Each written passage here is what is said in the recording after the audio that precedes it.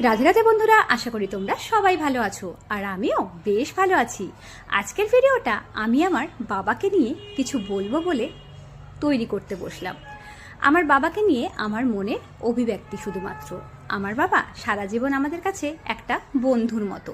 যখন যা বলেছি বাবাকে মন খুলে বলতে পেরেছি। বাবা সারা জীবন আমাদের পাশে লাঠি হয়ে দাঁড়িয়েছে, আর আজকে সেই বাবারই একটা লাঠির প্রয়োজন হয়েছে। তাই বাবা আমাকে বলল, আমাকে একটা লাঠি এনে দিস তো। সেই লাঠিটা এনে দেওয়ার সঙ্গে সঙ্গে সারা বাড়ি লাঠি নিয়ে হেঁটে বেড়ালো। শুধু লাঠি হিসাবে নয় বাবা, তোমার পাশে আমি সব সময় থাকবো, ঢাল হয়ে। তোমার আর আমার পরিবারের পাশে, সবার পাশে যতটা পারবো আমি আমার যথাসাধ্য চেষ্টা করব সবাইকে ভালো রাখার। বাবা মা সবার কাছেই ভীষণ ইম্পর্টেন্ট একটা জিনিস, ভীষণ দায়িত্ব আমাদের তাদেরকে ভালো রাখা, সুখে রাখা।